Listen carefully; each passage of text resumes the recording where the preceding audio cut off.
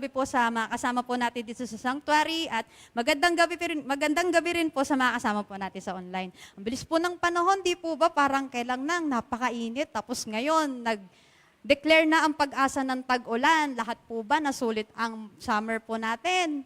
Lahat po ba nakapagbakasyon? Koko po, sasabihin nyo, sana all. Sige po, start na po tayo sa ating panalangin para sa gabing ito. Let's pray. Heavenly Father, we thank you, we bless your name, Lord. Maraming salamat po, Lord, sa gabing ito, Lord. Salamat po sa bawat isang nandito, sa kasama po namin sa sanctuary at sa mga kasama po namin sa online. Patuloy namin panalangin, Panginoon, ang mensahe po ninyo para sa gabing ito ay maging pataba po sa aming mga puso, open our hearts, our ears, and our minds as we receive your word at patuloy po itong tumimo sa aming mga puso sa lahat ng mga gagawin. Banal na Espiritu, kasiyahan niyo po para sa gabing ito, sa lahat ng aking mga sasabihin ay magmumula lamang po sa inyo. We thank you and we love you in Jesus' mighty name we pray. Amen and amen. Speaking of bakasyon, di po ba pag yearly, mostly kapag alam na natin parating na yung summer vacation, lahat po tayo ay nagpa-plans where to visit, di po ba? Lahat tayo, parang plano natin, maglo-local ba tayo? Boracay, Palawan, mag-international po ba tayo? Like, saan kaya aabutin yung budget natin? Kung ako po tatanungin nyo, like, simula bata pa lang po ako, lagi akong may plano, gusto kong puntahan tong destination place na ito. At alam ko, sa mga tao dito, di na po lingid sa inyong kalaman kung saan ko po gustong bansang mapunta, di po ba? Ayun, nakakahiya po. Alam po ng mga tao kung saan po yung gusto kong bansa. About po sa Japan. Kung ikukwento ko lang po, like summary lang po ng Japan, alam niyo naman po, napakaganda ng kultura nila, ang ganda ng lugar nila, masarap po yung pagkain nila, at hindi ko na po sasabihin yung iba kasi baka po bigla kayo magplano, bukas wala na po kayo, nasa Japan na po pala kayo, ganyan. Sa mga ganitong panahon, alam ko po, most of us laging nagpa-plans. Parang gusto kong puntahan to. Parang dinidesire kong puntahan to eh. Kung ikaw po tatanungin ko, siguro sa everyday life niyo po, saan niyo po ba gusto magpunta? Saan niyo po gusto magstay? Laliman pa po natin yung tanong. Saan niyo po ba gustong manahan? Saan niyo po ba gusto magstay? Yun po ang ating pag-uusapan para sa gabing ito. At hayaan niyo pong basahin po natin ang ating main verse found in Psalm 84 verse 1. Sabay-sabay po. Your dwelling place, O Lord Almighty. Summary lang po. Itong chapter na ito, Psalms 84, para po sa kalaman ng lahat, itong chapter na ito ay nag-emphasize daw po ng delight or ng joy ng worship, particularly the longing of the presence and dwelling place of God. Kumbaga, kung babasahin niyo po yung buong chapter, lahat po yun ay puro pagtatangi, puro pagsasabi ng desire nila para maglong or para magdwell sa place ng Panginoon. At ito pong binasa natin, yung verse 1, ay nagpapatukoy sa beauty and desirability of God's presence. Kaya po nabanggit yung how lovely is your dwelling place, O Lord Almighty. Ito po yung pagtatangi, desirability, yung kagustuhan niya po na magstay sa place of worship ng Panginoon. At yung ginamit po ditong adjective, kung hayaan niyo pong sabihin ko po ang ibig pong sabihin, ang definition po niya, ayon po sa Google, lovely is an adjective that describes something or someone as beautiful, pleasant, or attractive, often evoking feelings of warmth and affection. So alam niyo na po, pag sinabihan po kayo ng lovely na mga kasama niyo po, gusto nilang sabihin sa iyo, kapatid, you're so lovely, ang ganda mo. Kapatid, you're so lovely, you're so attractive. Gusto nilang iparating sa'yo na ikaw ay pleasant, ikaw ay maganda. Gusto nila iparamdam yung affection nila sa'yo because you are beautiful by the grace of God. Amen po? Amen. Kaya po yung ginamit na lovely, dito po sa verse po natin, ay conveys a deep affection and reverence for the sacred space where God meets His people. Sa po ba matatagpuan ang sacred space? Di ba dito po sa ating church? Kaya po pinapaalala po sa atin ng verse na ito, to ask for us to dwell in the place of the Lord, which is ito, kung saan matatagpuan ang kanyang presensya. Haya po nating basahin ang Psalm 84 verse 10. Yung A lang po yung babasahin po natin. Ang sabi po nun, better is one day in your courts than 1,000 elsewhere. Yung pinapatukuyan pong courts dito na sinasabi nilang maganda, napakaganda, napaka-pleasant, ay ang templo ng Jerusalem. Doon sa buong chapter na yon ng Psalm 84. Ang kanilang dwelling place. Kung ito pong courts ay pwede po natin patukuyan sa gabing ito, ay ito po ang ating church. Ito pong BCC. Maitutukoy po natin that better is one day here in BCC than 1,000 elsewhere.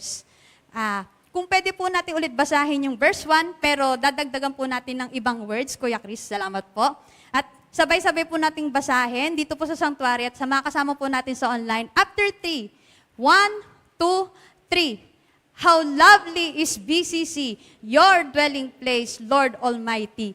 Pwede po ba nating ulitin? Mas confident, mas ramdam po dapat natin na sinasabi nating lovely ang BCC. After 3 po ulit. 1, 2, 3.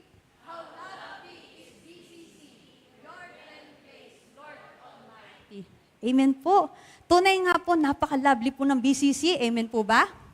Yung buong sanctuary na ito, kasama na rin po yung new church building. Sino pong excited para makita ang lovely nating new church building? Praise the Lord! Hayaan po natin, lagi po nating sabihin, ang lovely ng BCC, ang lovely ng magiging new church building natin. I-declare po natin ito, napakaganda ng sanctuaryo ng ating Diyos. Because BCC, this place, this dwelling place, is a symbol where God's presence is. We can worship here, we can dwell, and we can pray here anytime. This is a lovely dwelling place of the Lord. Amen po? Amen. At nawa, sa gabing ito, sa mensahe na naparating sa atin, ay patuloy tayong magtangi, patuloy nating i-desire na mag-dwell dito sa dwelling place ng ating Panginoon. Dito sa BCC, patuloy tayo na mag-desire at magtangi ng pananambahan dito. Patuloy nating i-desire ang presensya ng Panginoon dito sa kanyang dwelling place. And most especially, kanina po, natanong ko po kayo kung nagbabakasyon. Sa pagbabakasyon po, alam ko lagi tayo excited. And sa gabing ito, sa paalala po sa atin, nayo din, maging desire din natin na manabik lagi na pumarito sa tahanan ng Panginoon. Hindi lang sa kung saan natin gusto pumunta, pag magbabakasyon tayo, gagala tayo, sa sarili lang natin. Hindi na natin kailangan ng reason. Gusto kong pumunta sa panambahan ng Panginoon kasi dito ko may hanap ang presensya ng Panginoon. Gusto ko dito manabahan, dito ko gusto kong manahan. Maging desire po natin ito sa araw-araw. At basahin po natin yung ating last verse. Alam ko po, familiar po kayo dito. Found in Psalm 84, verse 4. Blessed are those who dwell in your house. They are ever praising you, Selah. Alam ko po, familiar na po sa inyo itong verse na ito dahil isa po ito sa naging theme verse po natin last 2022, di po ba? That year is the dwell in the house of the Lord. At hindi lamang po dapat natitigil yun sa 2022, but every year na dumadaan sa atin, patuloy tayong mag-dwell sa panambahan ng Panginoon. Mas naisin po nating manahan ng magkakasamang sumasamba, nananalangin, sa bawat isa.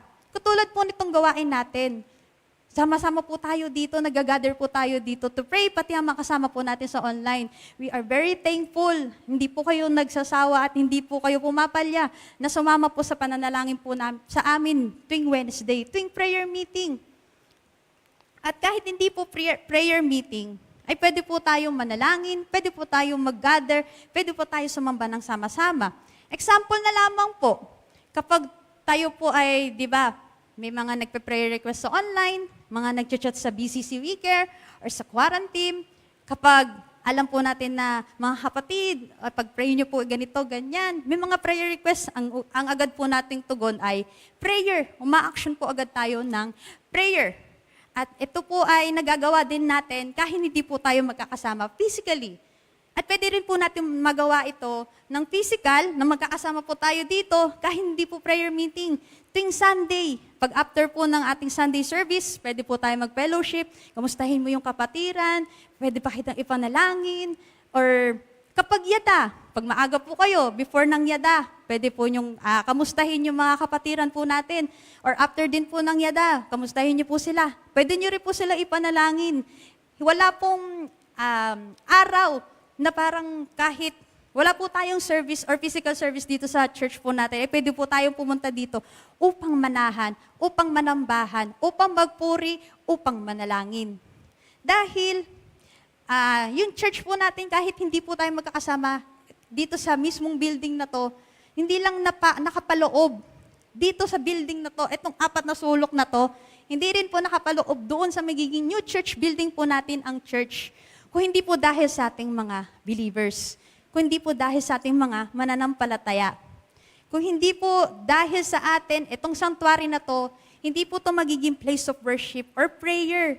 Kung hindi po dahil sa atin ng mga sumasamba, nananalangin, at patuloy nananahan sa tirahan ng Panginoon. Kaya po sa gabing ito, as we pray, maisama po natin sa prayers po natin ang patuloy at patuloy na pananambahan at pagtangi po natin dito. Maging prayer po natin sa gabing ito ang mag-dwell daily in His presence. Na tayong lahat may patuloy na mag-dwell, sumamba, at manalangin ng magkakasama dito sa kanyang kaibig-ibig na tahanan, ang BCC. Lovely is His dwelling place. Tayo po ay manalangin.